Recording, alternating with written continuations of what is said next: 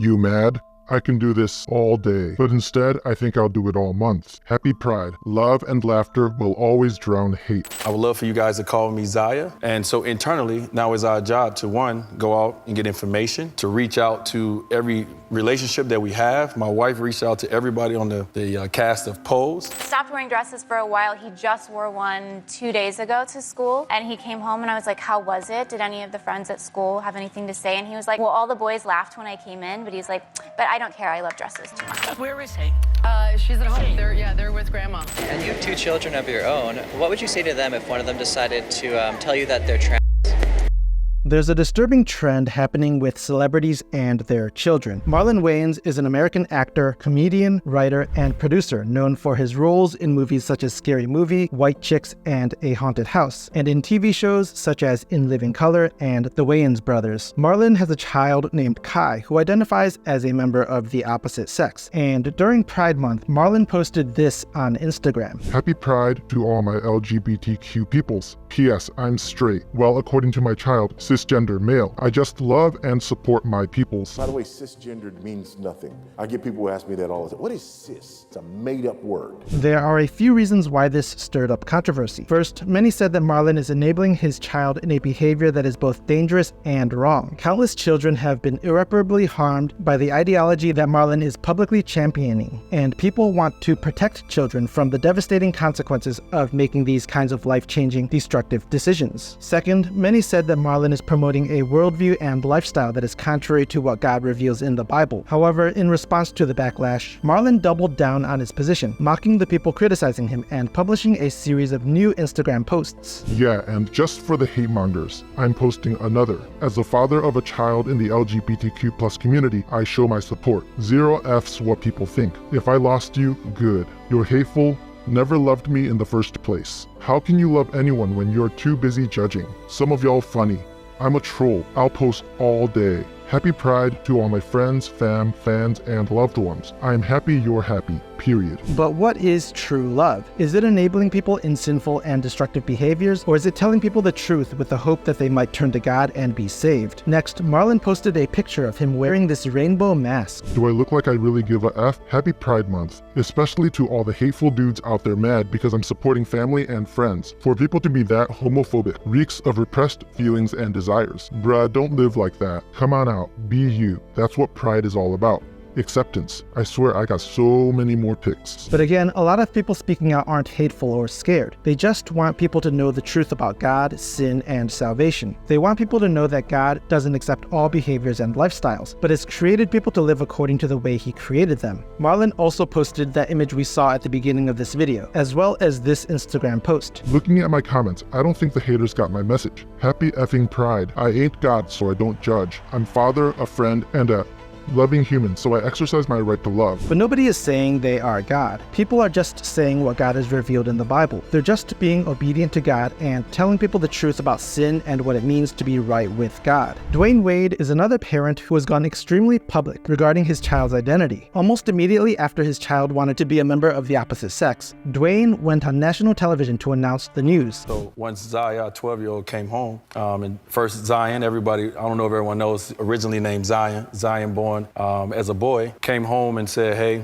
so I want to talk to you guys. I think going forward, I'm ready to live my truth. And I want to be referenced as she and her. I would love for you guys to call me Zaya. Now, most parents, at the very least, shouldn't accept anything a 12-year-old says as being a final decision that will never change in the future. But Dwayne and his wife don't ask any questions and immediately begin affirming their child in this new identity. His job as a father, he claims, is to immediately accept this statement as fact, ask no follow-up questions, and follow the lead of the child blindly and without a hint of skepticism. And so internally, now it's our job to, one, go out and get information, to reach out to every relationship that we have. My wife reached out to everybody on the cast of Pose. We're just trying to figure out as much information we can to make sure that we give our child the best opportunity to be, her best self. Dwayne and his wife immediately not only tell everyone they know what just happened, but basically start trying to make this news as public as possible so that as many people as possible become aware of what their 12-year-old child decided. Not only that, but the father's next task is to apparently go on national television and announce his 12-year-old's gender identity to the entire world. This is an important part of the affirmation process, you see. Not only do you unquestioningly affirm whatever he says, but you also have to put it on a billboard for the whole world to see. Why do parents like Dwayne and his wife not consider the possibility that maybe kids as young as 12 make a lot of immature decisions they might grow out of in the future? Why do they do things that make reversing such a dangerous and life-altering decision almost impossible after the whole world becomes aware of the child's decision? We'll learn more about the answer to this question a little later, but first, here's another interview of Dwayne talking about this. It's almost like he enjoys the attention he's getting from this situation. I just have to thank you, because you've been amazing with your daughter.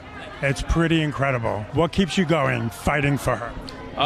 Just being a father and just seeing our child grow up every day and doing what you're supposed to do as a parent is to make sure that you sit back and, you see what it is in life that they want to do, and you try to go there with them and try to help them mold them into what it is they want to be. It's interesting that Dwayne never talks about teaching children or guiding them in the direction they should go. Instead, he's all about letting children do whatever they want and then going there with them. Some would say that's actually not good parenting. So we're just doing our part, as parents, and we love our kids and we get to see them every day. That's what people on the outside don't get to see, but we know them and we see them all the time. So. Yeah, and we believe them when they tell us who they are.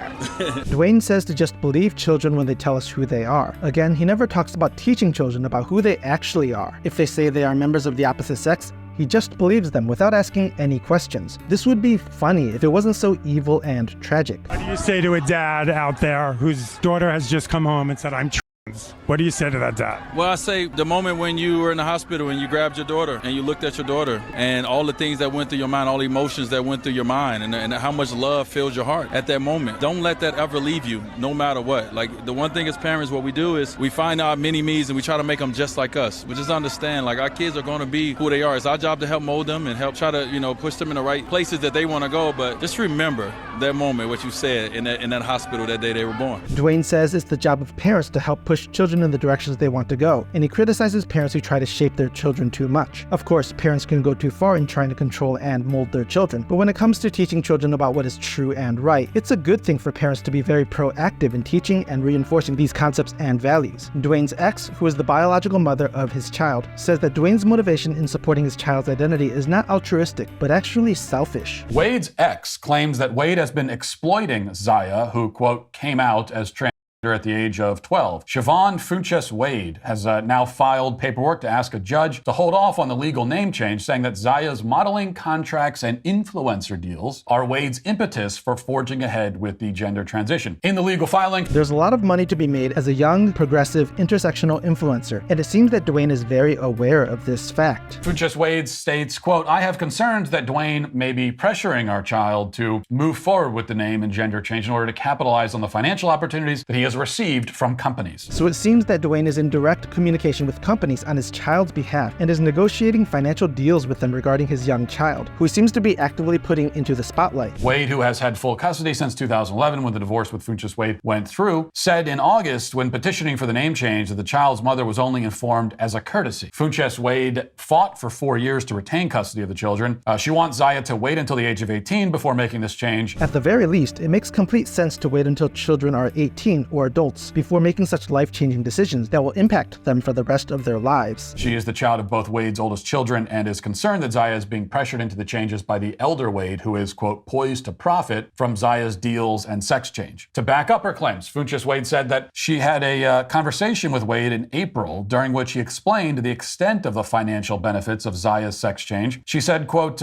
he told me that he intended to make our child very famous due to the name and gender issue, and also informed me that there would be endorsements and contracts associated therewith. So does Dwayne actually prioritize the well-being of his child, or is he actually using his child to become more famous and wealthy? Dwayne's behavior seems to point in one direction over the other. I am concerned, she went on, that our child is being commercialized at a young age and also is of the uncontrollable consequences of media exposure, i.e. cyberbullying, statements and or pictures taken out of context of our child, and the unwanted spotlight focused on our child. This is how a normal parent who actually loves a child responds to a situation like this. It's not normal or loving to announce to the entire world what a young child decides, or to take advantage of the financial opportunities that come from your child's decision. Megan Fox has publicly supported her oldest child, Noah, who has shown an interest in wearing dresses and expressing gender fluidity. Sometimes he'll dress himself and he likes to wear dresses sometimes, and I send him to a really liberal, like, hippie school, but even there, here in California, he still has little boys going like, boys don't wear dresses or boys don't wear pink. I'm kind of scared to think about what these kids are learning at this really liberal hippie school, but those boys are just saying things that are normal to think and say, especially for young boys. Boys and girls are different, and there's something wrong when parents encourage boys to look and behave like girls. So we're going through that now, where I'm trying to teach him to be confident no matter what. You know what might be another good thing to teach a boy? Maybe what it means to be a man, and how men are actually different from women.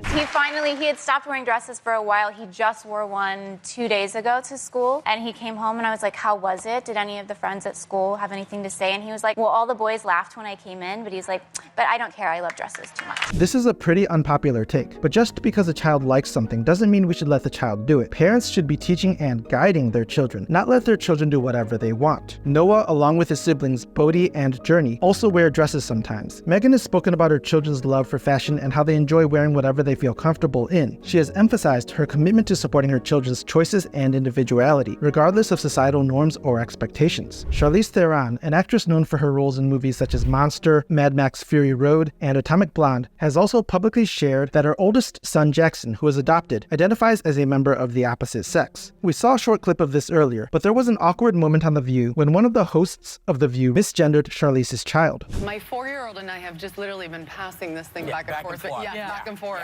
So I'm hoping to get home and not have my 7-year-old have this. Please don't have this. Where is he?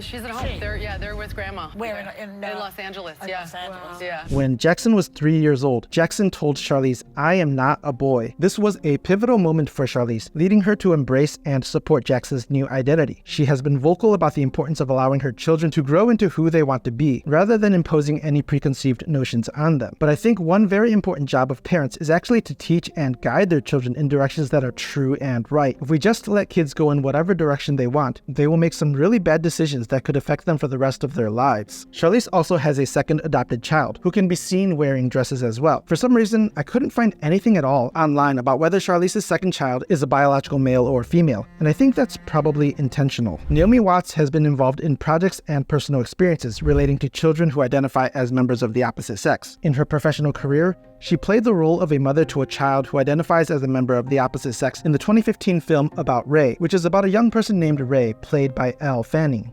What was it like playing the mother of a trans character? It was good. You know, I think I spoke to a lot of transgender mums, and they all spoke very openly about the experience of what it does to how it affects them and the whole family, and it was. You know, I was in tears connecting with these mums. I was laughing with them. In her personal life, Naomi Watts is the mother of 2 children, one of whom, Kai, identifies as a member of the opposite sex. What's interesting is that Naomi was actually asked in that same interview from before how she would respond if something like this happened. And you have 2 children of your own. What would you say to them if one of them decided to tell you that they're trans? Is it just a coincidence that an actress who played the mother of a child who identifies as a member of the opposite sex and who champions this ideology just happens to end up with a child who identifies as a member of the opposite sex? I think as a parent, you always worry of the safety of your child, and you know those worries get deeper and deeper as the child grows into a person, a grown-up. You know, as they grow, you just want them to be happy and healthy. Recently, Naomi and Kai attended the Dior pre-fall fashion show together, which again makes very public the new assumed identity of Naomi's child. It would be one thing if these celebrities and their children just lived quiet lives without making very public the new identities of their children. This would still be wrong, and it would still be tragic for the children, but it wouldn't be nearly as bad as what all of these celebrities have chosen to do, which is to not only make extremely public the lives of their children, but also to encourage countless more children to pursue similar dangerous paths by encouraging and celebrating this kind of behavior. This culture is weaponized to destroy children. Who wants to be a drag queen when they grow up? I think our culture wants to turn the whole world upside down, and the way to do that is to go for the children. Hi, my name is Mike. I'm a deacon, a husband, a father, a software engineer, and an amateur maker of videos. Thank you so much for watching this video.